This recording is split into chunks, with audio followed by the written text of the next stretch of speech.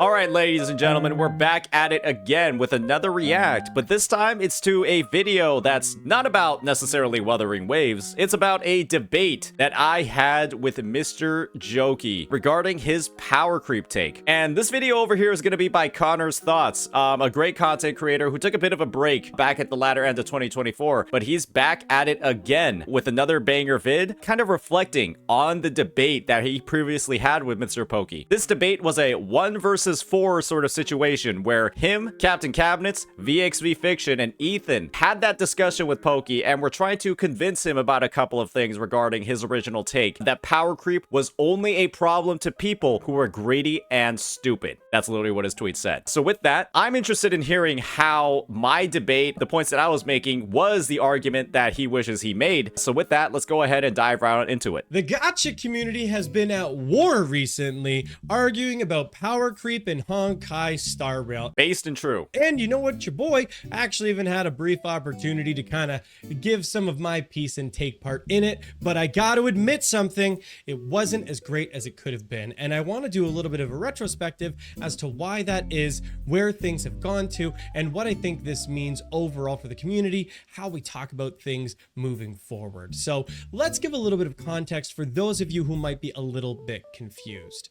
A lot of this originally spurred off because Mr. Pokey had made some takes on Twitter about power creep, saying that Honkai Star Rail does not have a power creep problem, but that players have a greed and stupidity problem. This spurred into a bunch of Twitter discourse, people arguing with Mr. Pokey about his take, him defending his take, and a lot of just really going back and forth online, which then spurred on an opportunity for a conversation. I was then invited by my friend Captain Cabinets along with Ethan and another content creator, VXV Fiction, to sit down and have a conversation with Mr. Pokey where we were going to go to war and we were going to, argue our takes about what was going on. And I must say, it was a bit of a mess, okay? We went in there, I think there was a lot of core issues with how it was structured, and I'm not throwing blame at anyone there, but I think well, you kind of are, because if it was a mess, then clearly somebody fucked up. That was the reason why it wasn't as effective as it could have been, because I came in with a different set of argumentation and the point that I was trying to prove, where Ethan was arguing something different from me, and Cap and VXV were also arguing different things. For example, V was arguing more so around, the choice of language that Mr. Pokey used with calling someone stupid or greedy and that just being antagonistic. I was arguing more from like a functional standpoint in that power creeping the 1.0 characters is just cut and dry, feels bad, and it's kind of changed the expectation of the player. So you get the idea. We were all arguing different things. What this then allowed for over the course of this conversation is we could never really nail anything down. Anytime one of us would kind of go down a line of argumentation with Mr. Pokey, for example, me trying to bring up like him making the argument that Memory of Chaos clears are becoming so much easier because there's more variety of characters, and so there's more opportunity to make the clears, and you have more tools in your tool belt to make that happen. I then countered his argument by talking more so about, well, let's look at the clear statistics, and it was all the newer meta characters anyway. I wish we had a clip from that previous debate that maybe he could have like played as well to kind of like demonstrate that, but let's see if it does play. Then as soon as I got down to that point, we derailed and flipped to another line of argumentation. We weren't able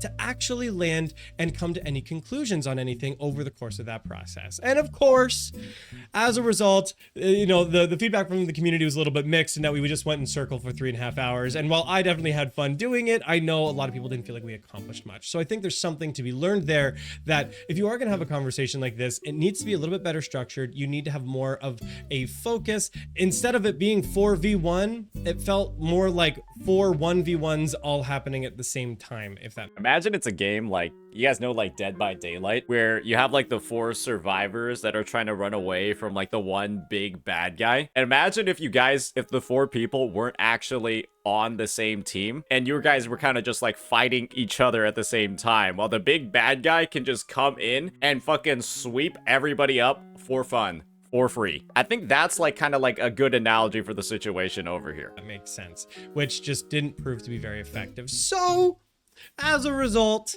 Tectone then had a conversation with Mr. Pokey. He called the video, I had to punish him, things got serious, and where the two of them sit down and have a conversation around power creep. This conversation, honestly, I thought was fine.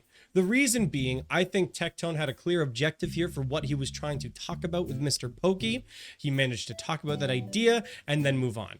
So for example, a lot of people wanted him to be going much harder onto Mr. Pokey. They wanted him to tear him apart for his disconnected take. That's not what Tectone set out to do. He wasn't in there trying to do that. He was in there just to make sure that we understood that the blame is not to be put on the players. And look, credit where credit is due. They definitely did come to the conclusion, and I think agreement between the two parties, that while power creep is very much Hoyoverse's fault and is instigated and implemented by Hoyoverse, players can then mitigate power creep by pulling responsibly and pulling for the characters that are going to be most effective for their account. So this is my take on the situation, right? That agreement over there, the existence of power creep, and that through more intelligent investment and recognition of value of the limited characters coming in and investment in those characters, basically just pulling better. That is, in a lot of ways, a foolproof way to not make power creep a problem for your account. However, there's another argument that spawns off of that. That doesn't mean that the power creep is good. That doesn't mean that the power creep feels good or that the game is in a good state, because that again means that to clear the endgame content, to do anything in the endgame, to keep up with the pace of the meta, you have to pull. You have to spend your jades. You have to invest. And if you don't, your account will not be able to clear and you will lose out on the endgame progress. It is merely mitigation. It is not really a solution. That's kind of where the conversation ended. And a lot of people were feeling kind of upset that they didn't go further into, okay, now that we've established that, we can now talk more about why power creep is having issues in Honkai Star Rail, but instead that's where the conversation ended. This led to some other instigation from the community, calling out Tectone, saying that he's going too soft on Mr. Pokey, and saying a lot of, I would say, like pretty rude crap to him pretty directly. This also then resulted in him dropping another video where he dropped the video, "I'm disappointed," which is him kind of addressing his community, those in his community, for saying that he's not being more antagonistic or going hard enough on Mr. Pokey. I think it's being a little unreasonable by the community to expect that of him, because let's be real here for a second. If you're in an argument with your friend, especially on a public platform like this, and there's no real animosity between the two of you, no one's being an outright a-hole to each other or anything like that, like, you're not going to go out of your way to torch your friend if it's undeserving for them to be torched. And so I don't blame anybody, or I don't blame Tectone for not going harder on Mr. Pokey. Like, I think it was 100% completely reasonable, the approach that he was trying to take to that situation. However, and let's not forget that Tectone did in fact preface his discussion with Pokey at the very start of that call, saying that I'm only trying to do XYZ things. And so he dictated what he was going to do on the main quest, accomplished what he did on the main quest, and ignored all the side quests that popped up in the middle of that journey. And let's be fair, the audience, a lot of the audience, a significant portion, at least a vocal significant portion of the audience, was not happy with him skipping the side quests. But bro was trying to speedrun it. All right, why is this fucking slow? Come on, buddy. Prior to that video, he did release another video, which was a VOD of there was a disagreement, and this was finally an opportunity for Saint Tontes and Mr. Pokey to get in a call together, kind of semi-moderated by Tectone, where they were able to address power creep. Now, I straight up and biased here. Saint Tontes is a friend of mine. He's a great dude. And also, they finally went into the freaking argumentation that I wanted to go down the whole time. When we did that 1v4 call, I was really, really wanting to go in on the meta structure and really show why the 1.0 units have been crept to the point that they're basically irrelevant entirely, and why that's a problem for the game and it's changed player expectation and why it's an issue. But I didn't get the chance to go down that line of argumentation. So the fact that that's the route that Saint went down, and Saint was really trying to focus in on this point, I gotta just admit, it made me feel really good. It made me feel really stop glazing, bro. Vindicated in that moment, but it was really good. And look, I listened to this whole conversation between the three of them, and I overall think it was a fairly productive conversation. And Saint Tontes did a great job in not allowing kind of the goalposts to be moved when you're talking about power creep. We're gonna do a little bit of an educational moment here. When you're debating with somebody or you're arguing with somebody, you need to make sure you don't allow them to move the goalpost in the middle of an argument. Let me give you an example. If Saint Tontes over the course of the argument was able to show, hey, 1.0 characters are basically irrelevant to the game unless you pull the meta 2.0 characters. And you're able to focus in, he stays on that line of argumentation, and he's able to, which I did, basically corner Mr. Pokey on that point.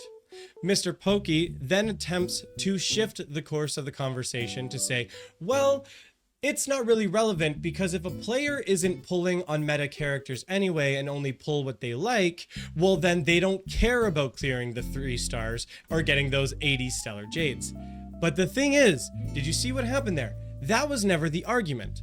The argument was never, players care about that. The argument is, those 1.0 characters are basically irrelevant without the meta 2.0 characters. So, this is the thing. With the B-roll from the actual debate itself, where those arguments are clearly represented, where my question, right, is there, or my point is there, and then the active goalpost moving by Pokey is also represented, that makes this a lot stronger of a video, because then we can see the direct examples of what Connor is talking about over here, versus, you know, his summary of the take. That's moving the goalpost.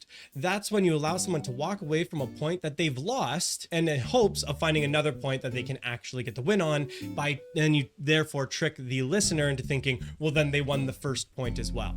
If you want to be an effective arguer, and this is something that I'm striving to be better at and to doing and to having those kinds of conversations, you can't allow somebody to make that flip. And I think that was kind of like a masterclass of this argumentation. And in this VOD, if you do get a chance to go back and listen to it, that Saint does a great job in not allowing Mr. Pokey to do that. You guys remember the question that stun locked the entire world? What is Robin's best team? The answer to that, ladies and gentlemen, is that Robin's best team is the follow-up attack team. Because Robin has a lot of inherent buffs. She regenerates energy from follow-up attacks. She buffs follow-up attacks significantly, and only those types of attacks as well. And so follow-up attacks are her best team. And when asked the question about what Robin's best team was, Mr. Pokey answered with, the best team for Robin is any team she's on, because those teams zero cycle. That wasn't the question that we asked. We didn't ask if the best teams in the game had Robin. We asked, what was Robin's best team? And sometimes you have to repeat the question over and over and over and over until he answered it.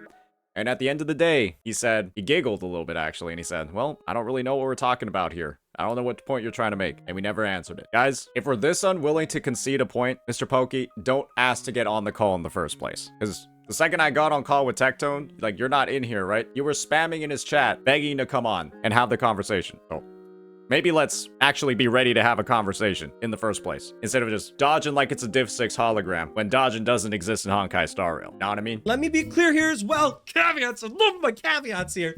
I have no ill will against Mr. Pokey. I had a lot of fun in my conversation. None of this is me trying to go in on Mr. Pokey in this moment. I'm just trying to look back at what has kind of happened over the course of these conversations.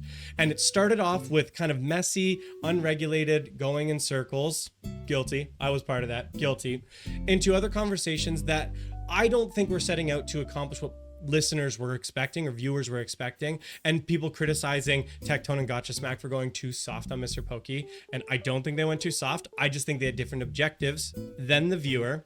And then into a more concrete course of argumentation here with Saint in leading to, I think personally, a pretty much cut and dry argument of that there are power creep issues in Honkai Star Rail. Like, I think it's pretty much just set at this point. Now, I don't think this now means we need to have like a Mr. Pokey crash out arc or anything here. I'm not looking for anything like that. But I think what we can do now is think about it from this perspective. You as the listener, you as the viewer. Make sure you're always setting your expectations for these conversations or dialogues appropriately. So yeah, basically, I'm guilty of it myself. I'll be the first to admit it. When I saw those conversations with Smack and Tectone versus Mr. Pokey, I didn't really put that much weight into what they were saying at the start, where they kind of pretty clearly listed out what they were trying to disprove or prove throughout the debate. And let's be honest, they did, in fact, complete that mission that they had originally set out to do. But like I brought up in a follow-up conversation with Tectone, right? When those side quests pop up, when you see little Nancy Goose drowning in the swamp and you don't go save her, sometimes that can have an adverse effect on the ending. And that's kind of genuinely what happened, right? That's why there were people calling them soft. Objectively, in my opinion. Well, I guess more subjectively in that case. And that's my take on the matter, especially when it comes to the Smack and Tectone talks. I don't think it's fair the attack that Tectone has been getting for going too soft on Mr. Pokey, because look, I don't think you need to be overly antagonistic and rude and try to tear down your friends. No, you don't need to do that. So I think it's unreasonable the amount of hate that he's been getting on that. But we can still learn from this moment. We can still learn from our dialogues, become better conversationalists, debaters, I said conversationalists, but clearly I still have learning that I need to do as well. But this is what I'm just trying to take from it, to be better in the future, to have better conversations in the future as a, content creator for you guys and for others in the space as well. But I hope you learned something in this video. I hope you enjoyed a little bit of the recap of everything that's been going on. I've been enjoying my little part of it, but that's going to be all for this one, guys. Thank you so much for watching. We'll see you next time. Overall, that was an awesome sort of like reflection or breakdown on the conversation from good old Connor's thoughts over here. I will say though, the one thing that I feel like would have elevated this so much higher, right, and given it so much more context and so much more impact and oomph would actually be like seeing the clips, hearing the clips, understanding like firsthand, seeing how these things like goal posting, how these things like staying on the topic, how these things like cornering them, blah blah blah, was actually happening, right? Versus just mentioning them. And buddy, this ain't a live stream. This ain't a VOD. This is an edited video, right? And so I think there was a lot of opportunity there. And honestly, it would have just been like beefing up the length even more so you can get more ad revenue. You know what I mean? Because at this point, you've already made like this very substantiated statement about like what was going on. Now people want to see it. People want to see what you're talking about, what happened, and actually like see how that happened. And I do believe that viewers would stay engaged. They would look through the video and like continue listening to the points to just get like that full context, that full image, and in a lot of ways, right, get that full understanding. You mentioned at the end of this video, right, that a purpose of it was to like educate, to help highlight, blah blah blah. Well, showing us those examples would have just made that education and that highlighting even more effective in the long run. So that's my take on it. I do feel a little bit edged in a sense where, I thought I was going to see some more of those clips in that B-roll, but overall, obviously, right, having done and seen all of these different conversations and arguments listed out and responding to them as well on my own, it was an accurate breakdown of the situation, and I fully agree with pretty much everything that he's saying in here. So great job. Let me know what you all thought about this situation. Peace out.